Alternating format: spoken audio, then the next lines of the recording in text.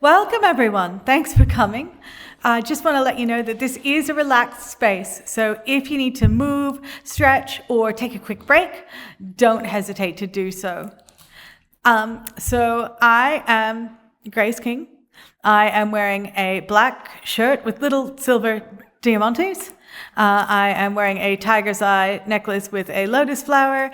I have a unakite moon with a dragon on top of it, a necklace with sun and stars, and my coin, my Viking compass necklace on. I've got a heap of bracelets, a bunch of rings, and a really sparkly headband.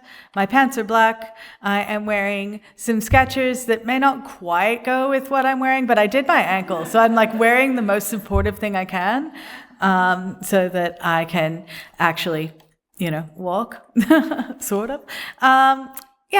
So I'd like to, before I begin, acknowledge the Whadjuk people of the Noongar Nation and pay my respects to their elders, past, present, and emerging. So I'll tell you about myself and my relationship to Perth Festival.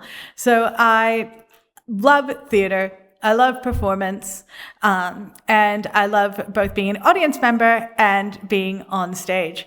I have done quite a bit of performance. My main medium is singing and music, but I've done some acting as well and voiceover, lots and lots of different things. And I've done quite a bit of performing and audience participation with Perth Festival. I won this crazy dancing contest for a show called Daddy? No, it wasn't Daddy. It was the quiz night, the dance quiz night at the E-Shed Markets, I think, in Fremantle. There is a video somewhere. It's horrible.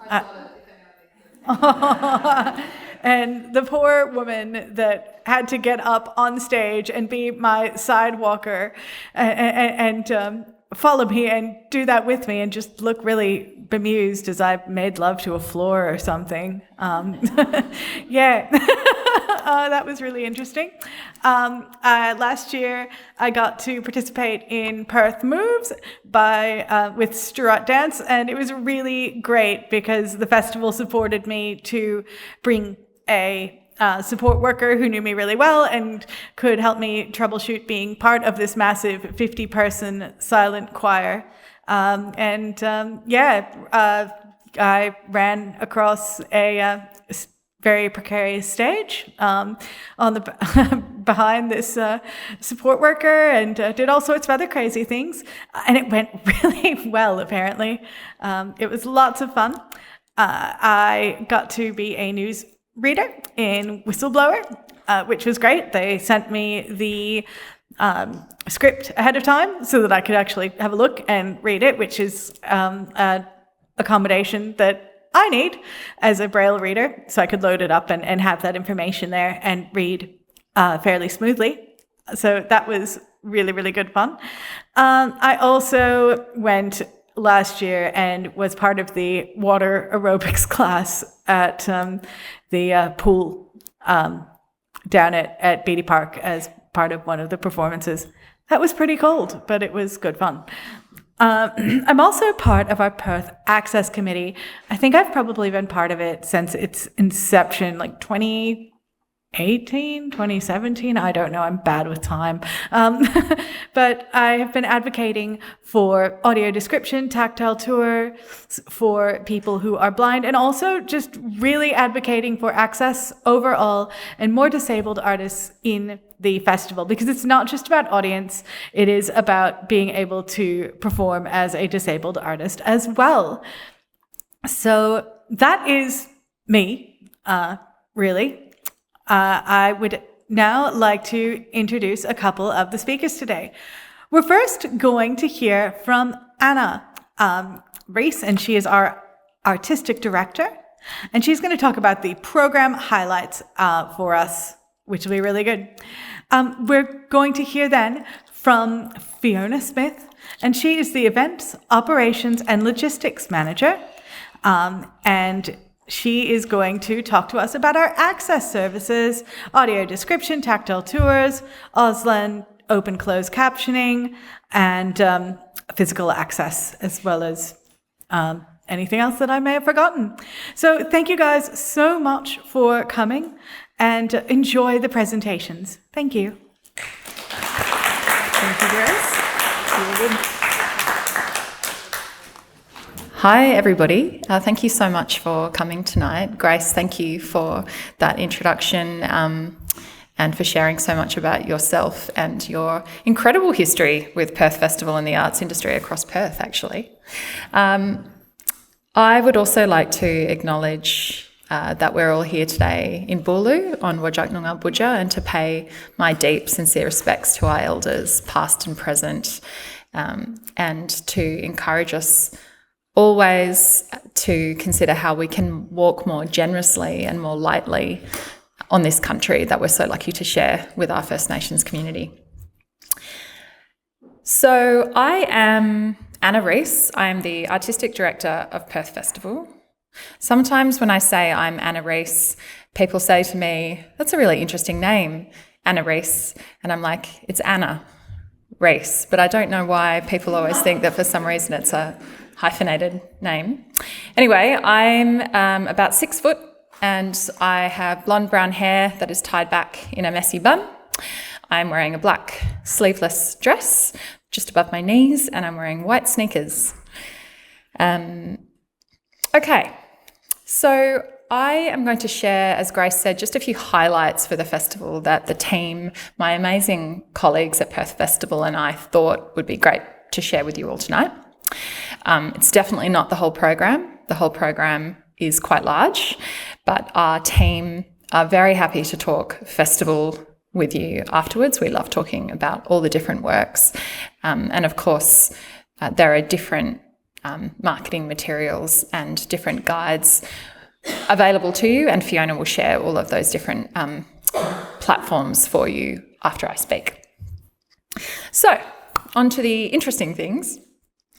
This is a festival of truth tellers and mischief makers, and of sand dunes and salty air. And for me, that's a provocation that stays with us for the 4 years of the festival that I'm responsible for as the curator.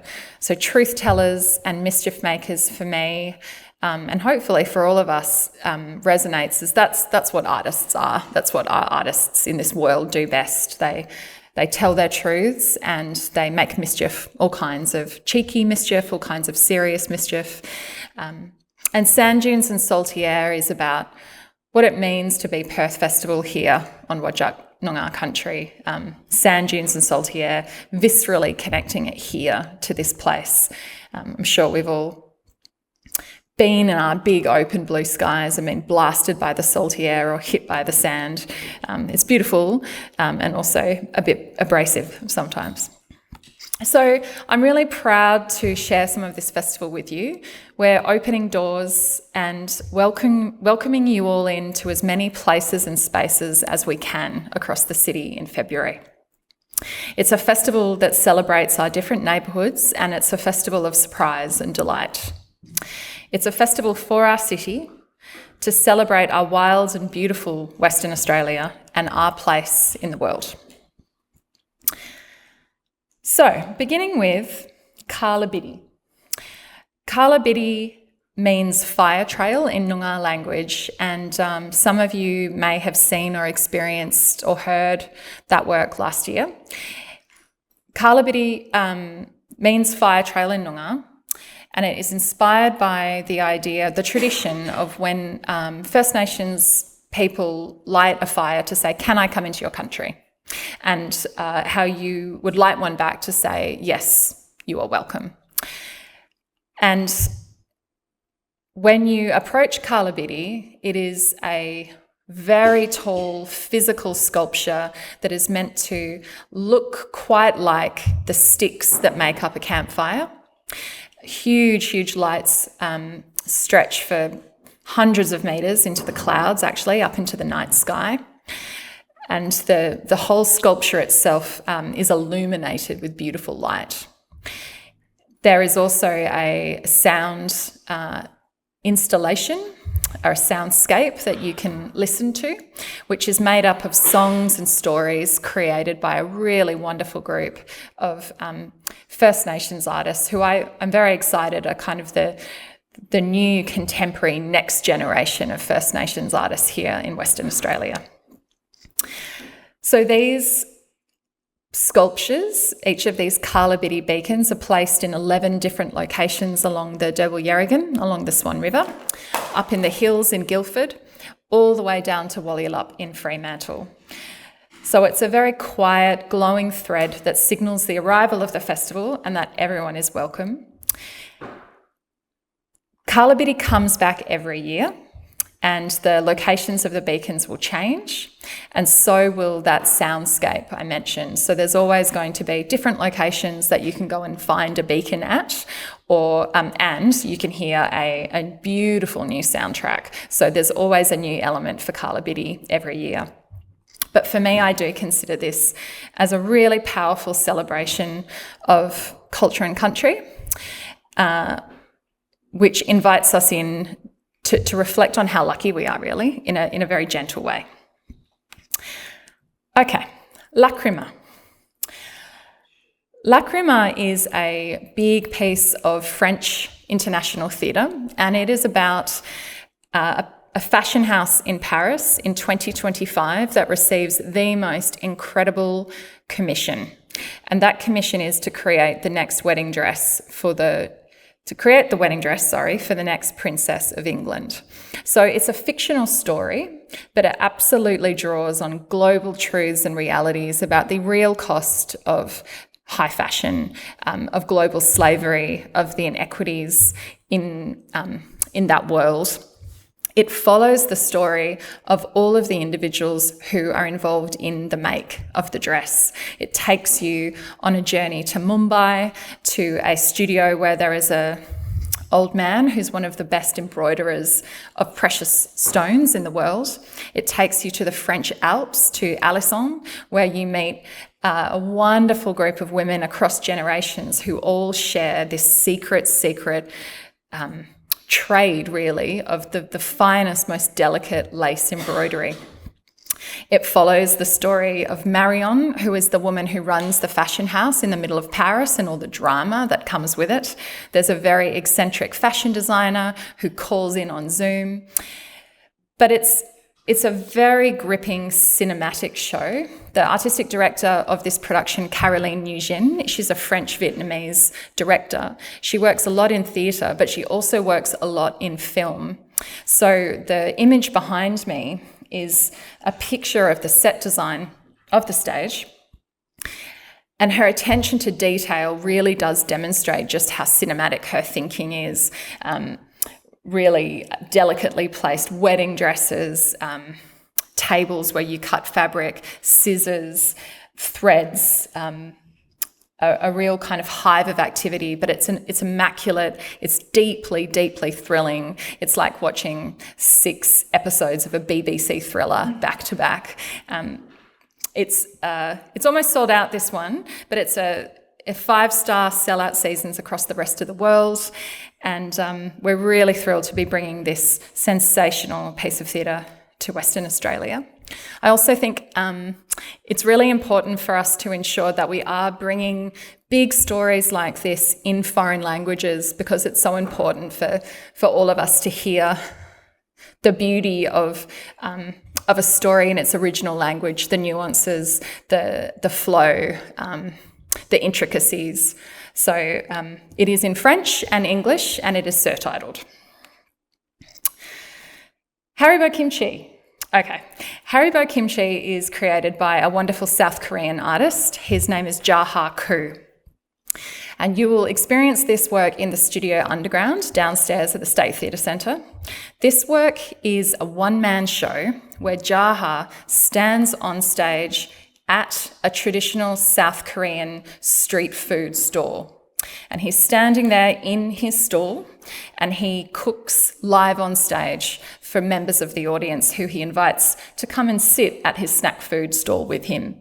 He might cook kimchi pancakes, he might cook really interesting Korean jelly desserts. He might crack a few Korean beers. But as he's cooking and as you experience this kind of wafting of those smells of Korean food, he shares with you some of his stories. And his stories are really about what it means as a young man who lives in South Korea to really struggle with anxiety, to struggle with isolation, the challenges he faces when eventually he makes a decision to leave his home of South Korea and move to Belgium, and then ultimately to Berlin. So he tells this very beautiful, very interesting, very moving story about his own life.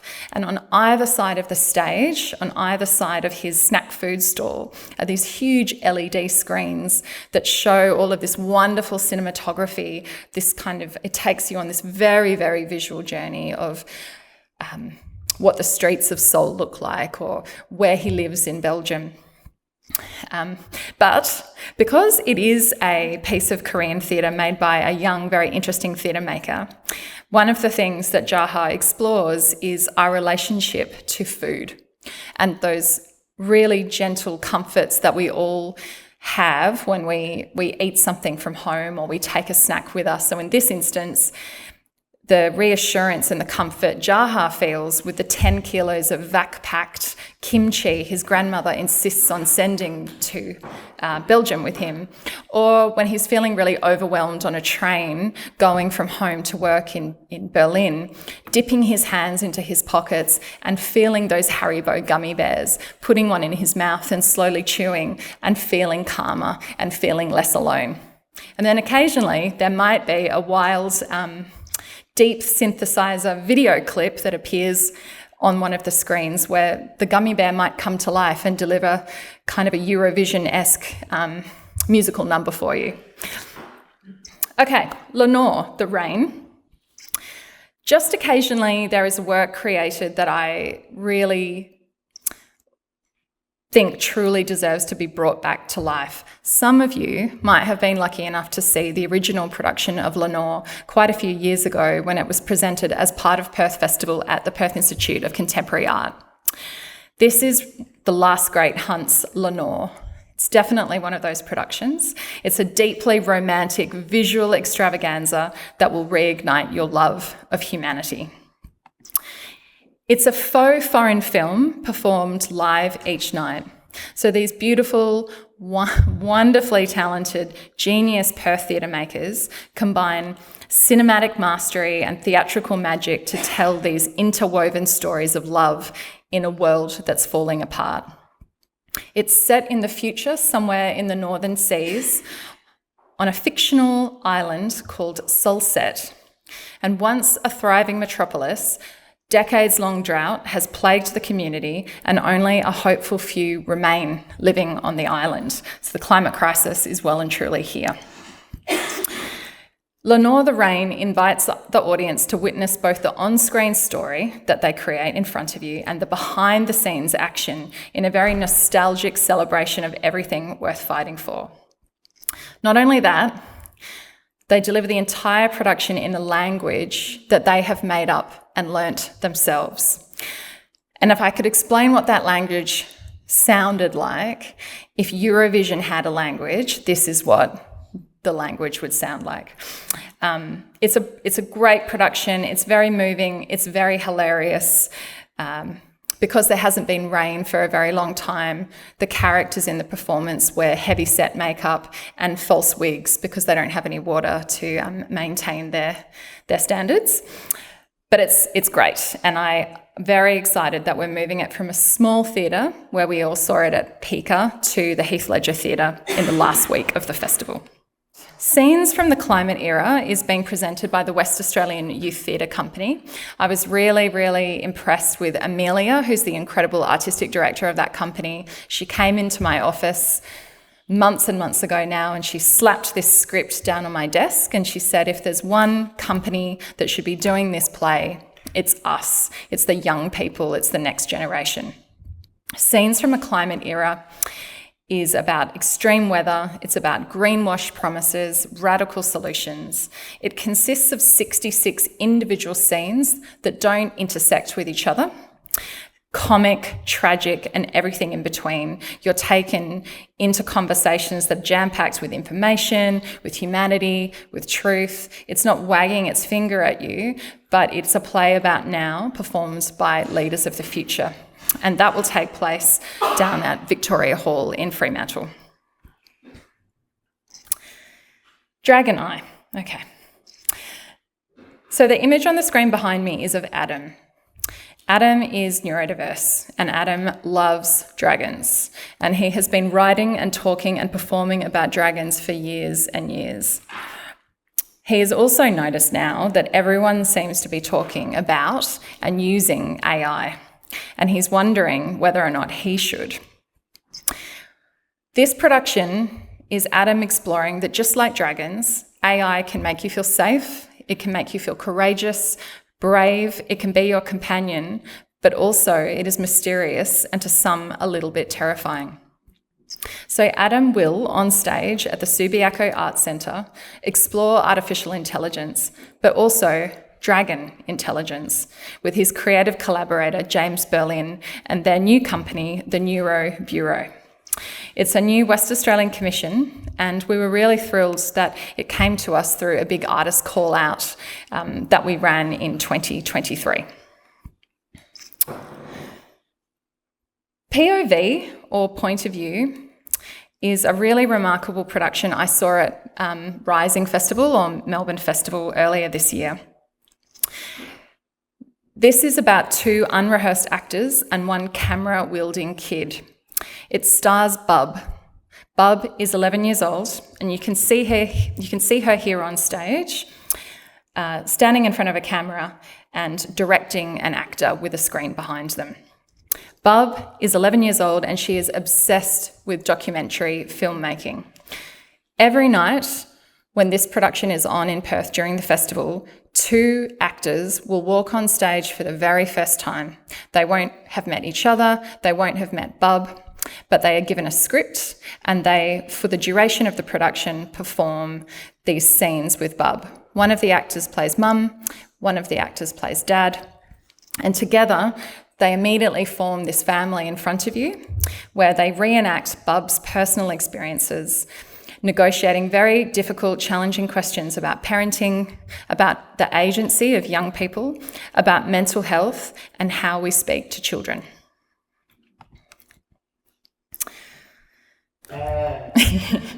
Let me in, let me out. Yeah.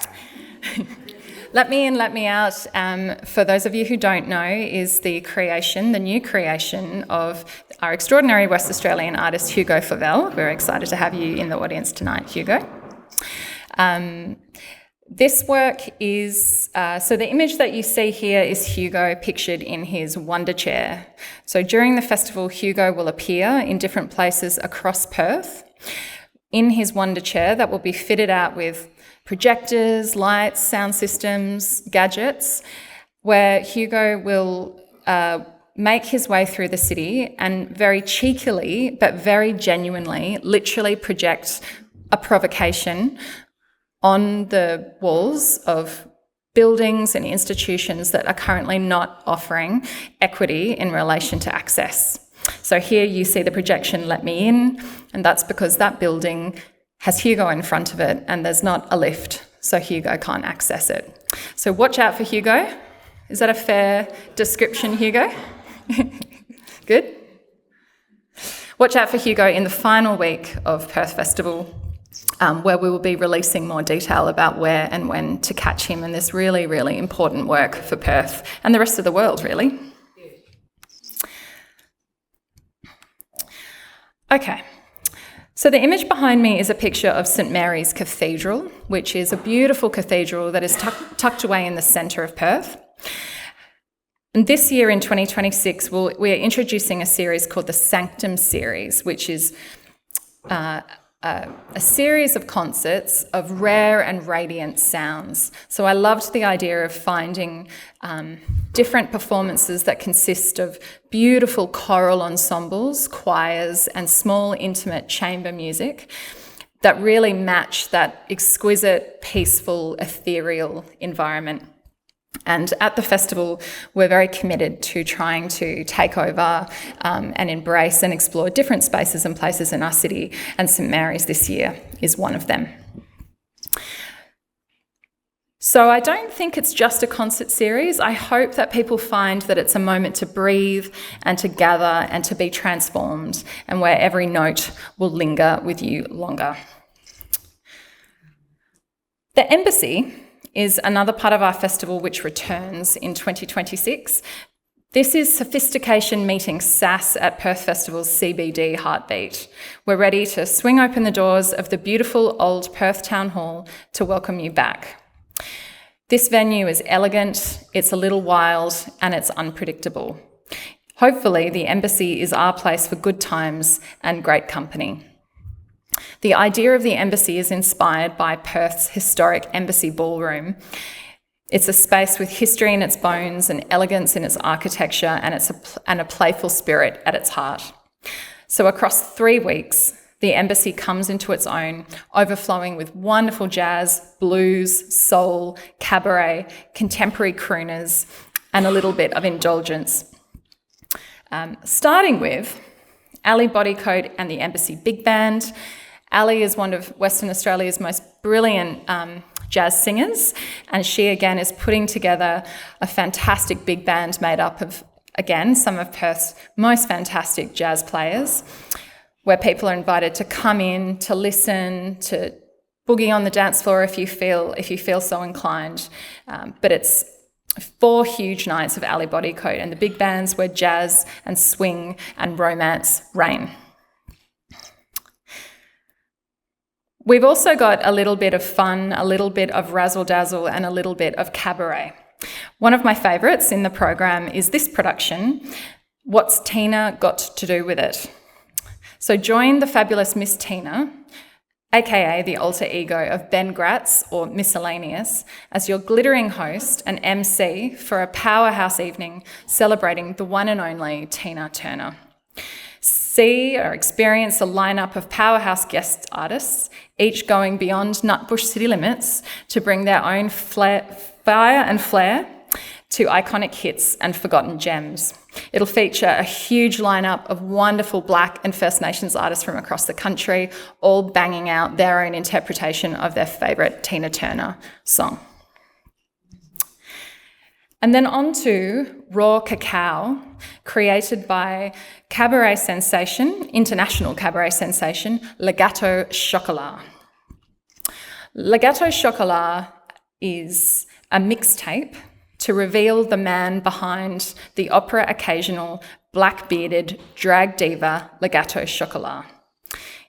Lurching from pop to opera via folk song, musical theatre, disco and more, this is Le Gâteau Chocolat at his most delicious. So this is a production where you would sit at the Embassy and George, aka Le Gâteau Chocolat, steps back behind the curtains as if he has finished his performance, and he shares with you what it's like to live a life as an artist performing around the world. He'll share it through incredible musical numbers. He has the most exquisite baritone voice. As some of you can see from the picture behind me, he also has wonderful fashion, but he's very entertaining, very moving, incredibly powerful, highly recommend. And then another work I just wanted to share from the Embassy is a new production created by Western Australian artist Danielle Karuna with her counterpart Dingo Spender. Together they are Mummakin Spender, and they'll take you on a transformative story strung through a cycle of songs drawn from their recent ARIA-nominated album, Promises. It's backed by a gospel choir, and they conjure up these stories of the realities and the absolute brutalities of the breakdown of a relationship, the loss of love, all the way back to when you, if you're lucky enough, to find that love again together and to build it back up. So that's the Embassy, just a few highlights. Then we're very happy that the East Perth Power Station, which was another part of the festival we introduced last year, is coming back. I really loved that Perth showed up for the East Perth Power Station, that people really felt like it was theirs.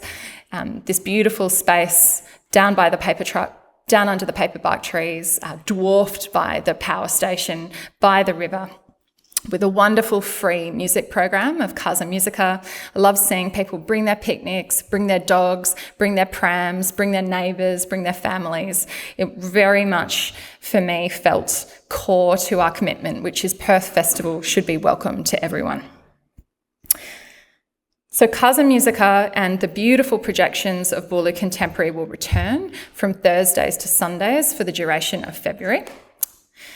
And then after dark, a hidden corner of the power station transforms into our main stage of contemporary music and total euphoria. So this venue is inspired by really iconic kind of gritty industrial venues from around the world.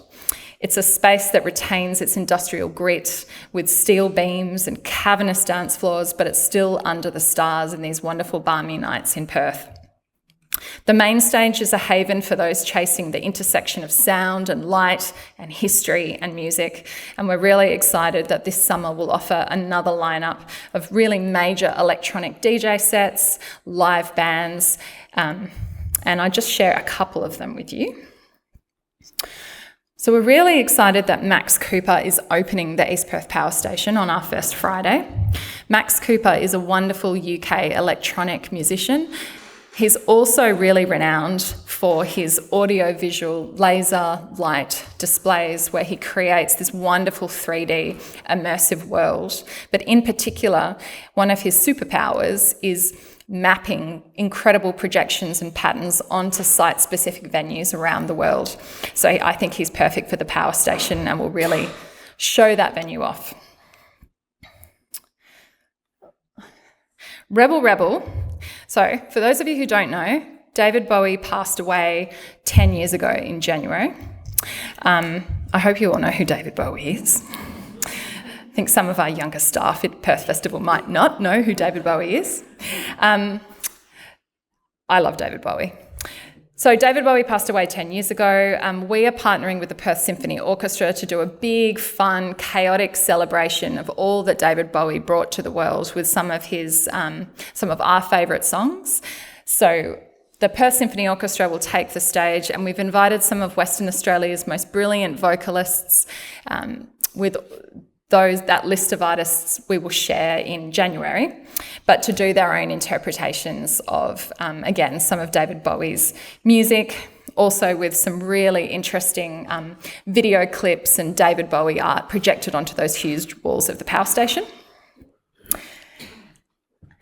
And then we have a wonderful night of First Nations artists from Australia and around the world. Baker Boy is headlining that. He's supported by this incredible duo called Snotty Nose Res Kids, who are a hip-hop group from Turtle Island in Canada. And then we also have Lovely Day from Western Australia, who'll also be part of that lineup. Huge, amazing celebration of Black culture here in WA. Boorloo Contemporary, I mentioned a little bit earlier, is our big commissioning program supporting First Nations artists from across Western Australia to create new work. One of the most public and most powerful elements of Boorloo Contemporary is the East Perth Power Station Commission. And we're really excited this year to have commissioned Lance Chad, who's a very, very senior Noongar artist, to create just these extraordinary landscapes of country, of frogs, of cockatoos, of balga trees, all that have really, really strong connection to the country that East Perth Power Station is actually built on top of, and also have deep cultural significance to our Noongar people. And I was very, very lucky to go down to a test the other night at the power station just to see some of Lance's frogs animated, coming to life, huge frogs kind of jumping across the building. It was a really wonderful moment last year when the projections would turn on and you could hear an audible gasp from the crowd. And this year we're working on adding in a very small sound fanfare, I suppose, to announce the arrival of the projections. A clue could possibly be it has something to do with frogs. So just watch this space. Kate James is an artist we're very excited to invite to Perth. She is a First Nations artist from Naarm, from Melbourne. Kate works with really interesting... Really, she pulls apart a lot of Australiana, quite colonial symbols. She plays with images, crests, emblems we might traditionally see on tea towels, on coasters, and she uses her own provocations as an Aboriginal woman, her own political statements to playfully challenge and pull those kind of Australian Western colonial stereotypes apart. One of the things we've been really excited to do is introduce more and more art onto the East Perth Power Station precinct, as well as the projections. So Kate will create huge flags that will be suspended on some of the walls of the power station, and we'll also create a really exciting kind of entrance feature welcoming you and also challenging you as you walk into the power station to consider whose country you're on. Kwop Ben, popping there. Kwop Ben means good light in Noongar and is another part of Boorloo Contemporary. We really want to ensure that we bring as much art out into the public realm as possible. We love working with the galleries and the institutions across Perth, but equally love the idea of people in their everyday discovering and experiencing some of the exceptional art that our local artists can create. So for those of you who don't know, the Boorloo Bridge, which is Perth's newest bridge, actually has some very interesting digital light and animation capabilities. So we have commissioned 3 really exceptional, very interesting local artists, who I won't announce today, to create a work that explores the history of Madagarup or Harrison Island, the political history, the fact that that's the only place in Perth where kangaroos still wander around, the relationship of the pelicans to the island. So look out for that work for all of February. And then on to Lottery West Films. So Lottery West Films, just here at our beautiful Somerville Auditorium, is back, and it's packed with brilliant national and international cinema, curated by our ultimate film dynamo, Madeline Bates. While we'll keep to tradition and we will show a wonderful film every week, in February, during the festival, our outdoor cinema will become a film festival hub. So for 2 weeks, almost every night, we will show a different offering. It could be a very hard-hitting documentary. It could be a series of shorts. It might be a couple of really special West Australian film premieres. We're also thrilled, as part of the international cinema program, to be presenting Spanish film Deaf. It's a drama about a deaf ceramicist who is preparing for motherhood. The film is directed by Eva Labatad, and it is a very compassionate look at a woman navigating a hearing world and the challenges of raising a child when her status quo is shaken. This film was also featured in the Madman picks for the festival and was a winner at the 2025 Berlin Film Festival. And we do have a little clip to show you for this one. Lía. Bonito. Un poco modernillo. ¿No? Sí.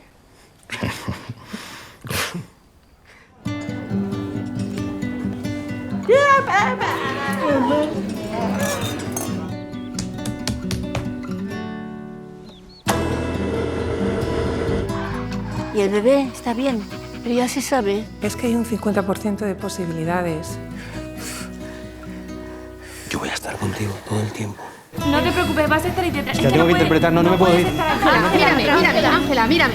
Te vamos a ayudar, ¿vale? La prueba no es concluyente, ¿vale? No nos dices si la niña oye o no oye.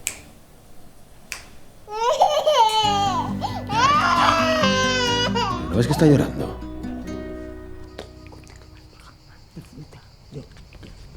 Pero ¿sabes lo que pasa? Que tú quieres una pareja sorda y una hija sorda. Pero me has elegido a mí y yo soy oyente.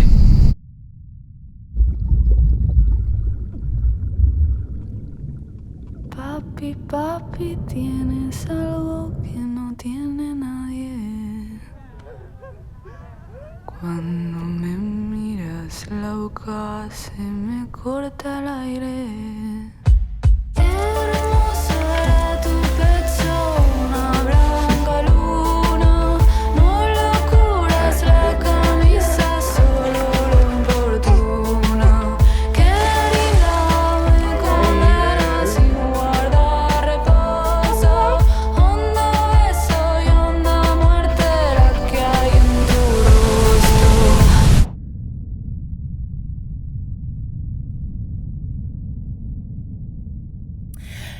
Cine Wonders is another program that we're bringing back. We introduced it last year, really wanting to ensure that young people also get to experience international cinema, especially because quite often they can't stay up as late as the Somerville. But have no fear, the Cine Wonders program is definitely for everybody, no matter how old you are. We will be partnering with Luna Cinemas again to deliver a series of international cinema for young people. We're also really excited to partner with the Como Theatre, which is the only cinema actually, I think, left in Perth that actually shows film on print.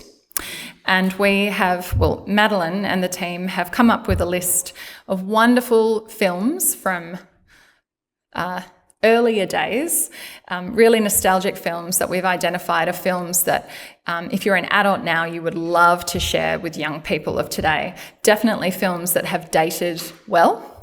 Trust me, there's plenty of films that have not dated well. But we're really excited to share that. I said the other night when we launched the Somerville program here at UWA,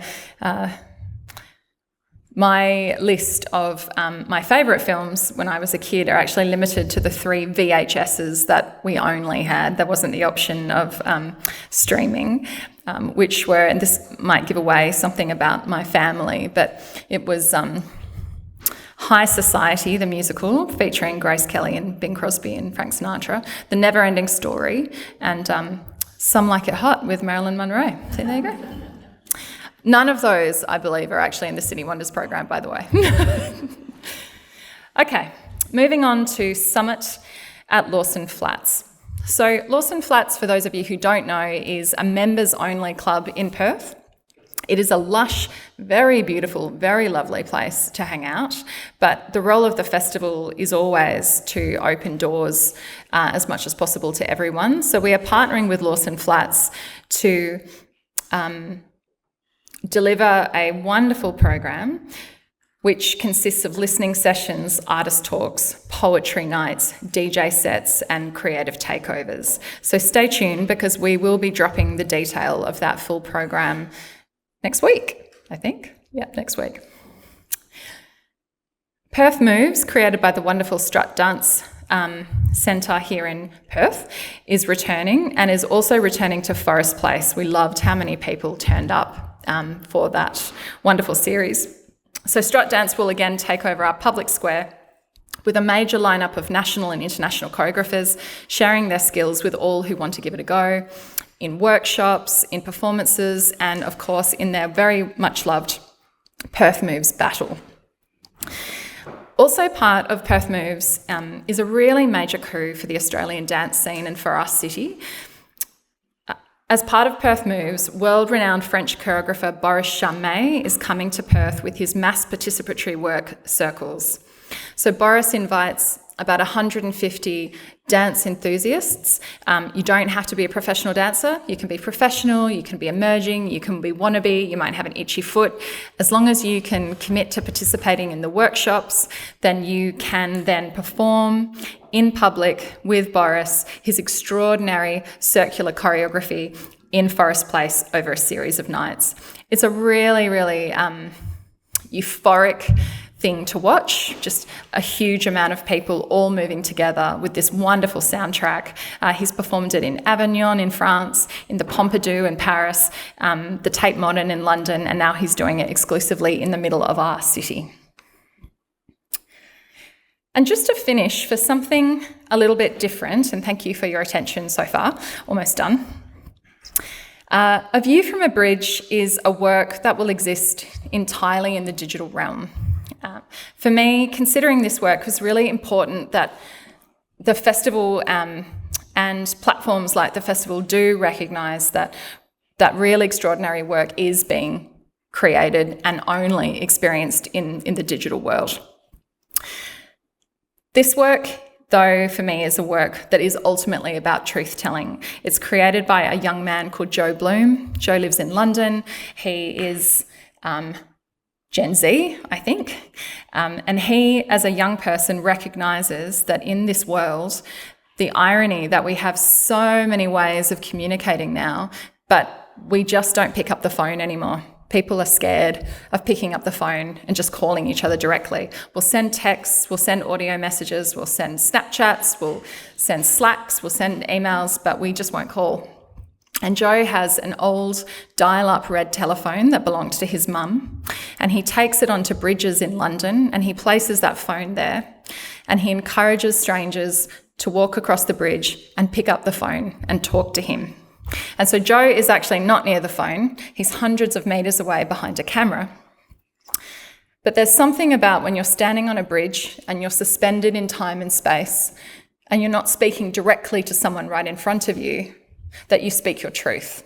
So Joe has collected the most incredible stories, confessions, jokes, provocations, truths from people all over the City of London, and he's put them on Instagram and YouTube and TikTok. He's had millions of hits. He's got hundreds and thousands of followers of just people speaking their truth. And as they speak, Joe films them and he slowly zooms out from a close-up shot of their faces, zooms out over minutes and minutes, and by the end of the film, that individual is on that bridge right in the distance, dwarfed by the most incredible scene of the city that they live. So for me, I just love the idea of inviting Joe to come to Perth. So he will come here in January and he'll place that red telephone on some of our incredible bridges, and we will collect stories from people, everyday people who live their lives in Perth and cross those bridges.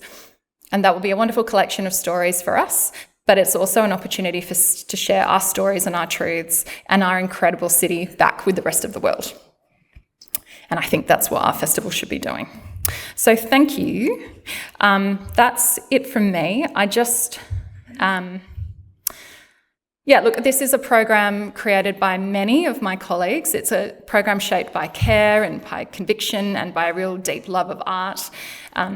So in a world that feels increasingly fractured and fast, we do invite you to slow down and to come together with us and to hopefully be moved by these incredible artists of today, the tellers of truths and the makers of mischief. So big thanks to the festival team members who are here tonight, who give it their all and their hearts, their sweat and their tears and their passion and their love for what we do. A really big thanks to our Access and Inclusion Advisory Committee. Some of you have been with us for such a long time. Your guidance and your care and your passion and your lived experience guides us every day with what we consider and how we step forward in the festival. So yeah, big thanks to all of you. Thanks again to Grace. Thanks to all of you for coming tonight. I think I'm going to hand over to Fiona Smith. Thank you.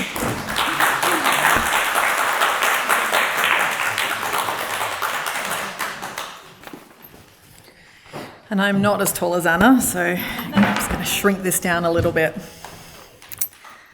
So good evening, everyone. Thank you, Anna, for that amazing presentation. There's so many amazing shows in there. So my name's Fiona Smith. I'm the Event Operations and Logistics Manager for Perth Festival. To describe myself, I identify as female. I'm in my early 40s. I have long brown hair that's currently tied up also in a messy bun. I'm wearing glasses. I'm wearing a black top today, and I have very bright, bold pants on today that have flowers and strawberries on. I've been working at the festival on the Access Committee and working on our Access program since 2016. So it's been incredible to see how much this program's just grown and developed over all that time. All right, I'm going to keep referring to my notes because everyone that knows me knows I will get distracted and will keep talking, and we need to get to a film tonight. So I will just keep reading, hopefully, as we go through and not get too distracted. So our internal access and inclusion project team is made up of team members within our internal organisation. So from every department, we have someone on our committee. We've been hard at work developing our new DAPE, which will cover us from 2025 to 29. Thank you to everyone that filled in the surveys. We have spent many hours reviewing that feedback from our patrons, our staff, our artists, to shape the priorities for the coming years. The DAPE has been reworked into 2 parts. So we're now committing to something we do as business as usual. Every day we're always going to do that. And then we've got our stretch goals, the actions that are going to take us across the next 4 years. We're excited to share this final document with you once it's been approved. We've been ambitious. In fact, we were told to cut some things out, but we didn't because we just couldn't make that decision. It's all too important to us. So we're really excited to start delivering on all of those actions. I also wanted to touch on our Hidden Disabilities Sunflower program. So Perth Festival is a subscriber to the Sunflower program. Anyone with a non-visible disability or condition is encouraged to wear a sunflower as a discreet way to let our team know that you may need additional assistance or understanding. Just quickly as well, if you're looking for any information from the festival, we do have our program and a lot of things in alternative formats, so you can find those on our website. And we also have a really great little widget on the website. If you haven't looked at it, please just click. There's a little icon at the bottom left-hand corner that you can change the font size, the color. You can do all sorts of things with that amazing widget. So if you haven't played with it, do it. It can really help you navigate our website. But tonight, I'm going to take you through some of the key access highlights of our program. As many of you know, we do offer audio description with tactile tours, Auslan interpreting across selected performances. We're also trialling haptic vests again at East Perth Power Station. Yes, wish us luck, please. So looking at audio description first. So audio description is where audio describers provide a live verbal description of the actions, costumes, scenery, and other visual elements of the performance between gaps in the dialogue through a personal headset. So we have the lovely Brigida tonight doing that for us now. On shows that are in foreign language, like we just heard, a few of them are going to be in foreign language for this next festival, the describers will also read the surtitles as well as describing the action throughout. So it's really incredible to listen to, highly recommend it if you can. The tactile tours allow patrons who are blind or have low vision and their companions to enjoy sets, props, costumes before the performance. So a few years ago, we did Mary Stuart. We got to get a ruff that they wore because it was a period piece and got to feel that ruff, which was pretty amazing. So the following performance have audio descriptions, LACRIMA, POV, Scenes from a Climate Era, Haribo Kimchi, Perth Moves Concrete Echoes, Le Gâteau Chocolat, Lenore the Rain, and Meow Meow's The Red Shoes.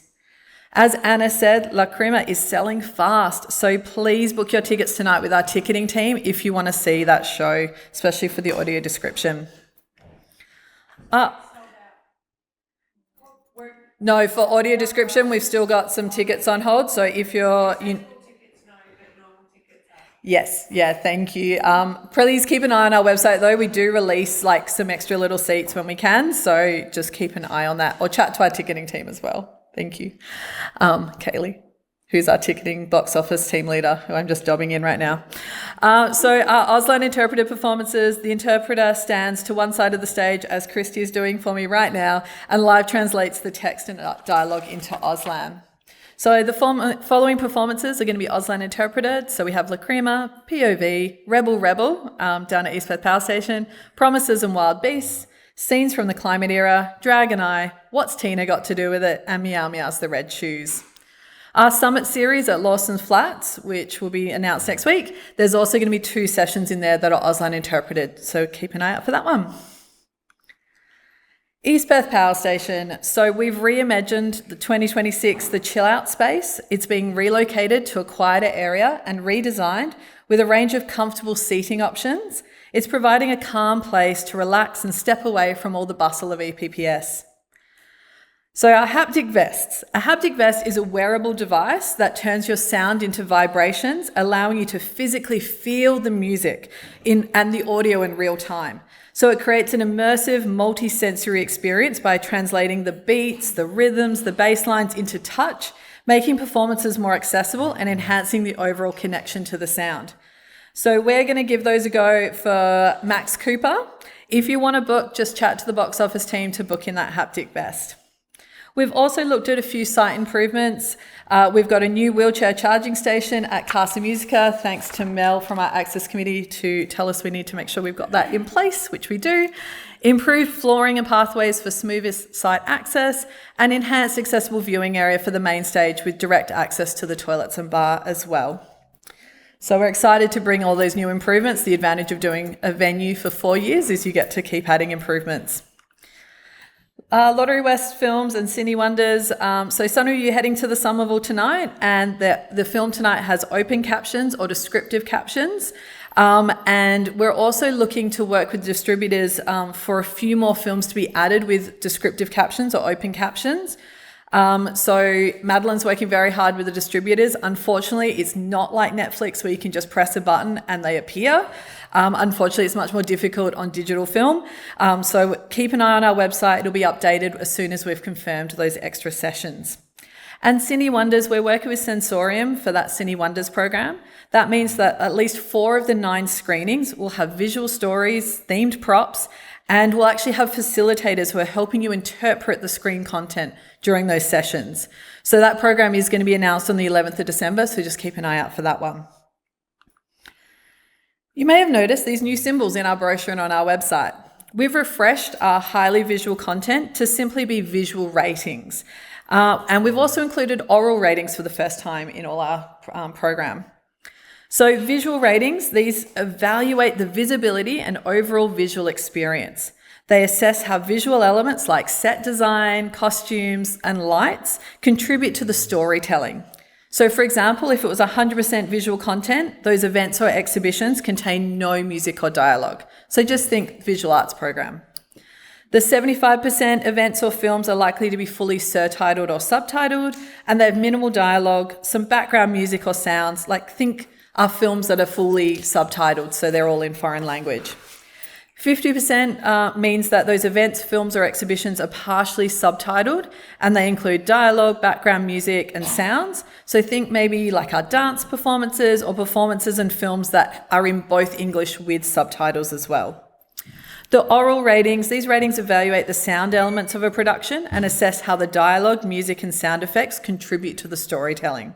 So for example, that 100% oral content, the event is entirely sound-based with only no visual elements and can be fully experienced by blind or low vision audiences. 75% of the 75% are the events that are mainly sound-based. So these visuals are only incidental to the work. So for example, those beautiful performances in the Sanctum Series at St. Mary's Cathedral, they are one of those that are 75% where you're just sitting and listening to that stunning sound in that venue.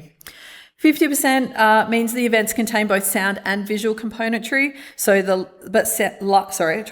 But sight is not essential to be able to engage with the event. For example, performances that are at the Embassy or East Perth Power Station. Both these rating systems aim to help you make informed choices about your festival experience. So we hope they really help you. Alrighty, how to book. A quick reminder on access ticketing. Perth Festival is committed to ensuring that all access services are offered at the lowest price in the house. So even if your seats are located in a higher reserve, you'll only be charged for that lower reserve where applicable. Especially for Auslan and audio description where we designate where you go, then we'll make sure that always at the lowest prices. So you can book on phone, email, in person or online, which is all hopefully many ways you can book. Online, I'll give you a quick rundown, but you go to our website, log into your account. That is the pro tip here. Navigate to the performance, add it to your cart and click the button Book Accessible Services. The advantage of doing that, one, it'll take you to the seats that we've designated for those access tickets and it will give you that price. So that's a really good tip to please book into those services, and then it will also give you that cheaper price point as well. If you're unsure what those different seats are, there is a text box above the seat map that tells you. And then please also enter your access requirements before completing your purchase so we can then follow up with you if you've got any queries for us. If you need assistance at any point, please reach out. Our ticketing team is here tonight. They're ready to help you with bookings, talk you through the online process. Many of the other festival staff are also here tonight and we're happy to answer any of your questions. So this session is being recorded, thank you Jürgen, and it will be available on our website in the next fortnight, so you can rewatch it or share it with people that were unable to make it with us tonight. Before we wrap up, please join me in thanking tonight's presenters, Grace from our Access and Inclusion Advisory Committee, Anna, Reece, our Artistic Director, make sure there's a pause there, Christy, who's our lovely Auslan interpreter today, and Brigida, who's our audio describer here tonight as well. Thank you for all joining us tonight. We hope you're excited about this program as we are. Please come join us in the courtyard just behind me here for a drink and a chat, and we really hope to see you out in the 2026, out in the world at all our shows. Thank you.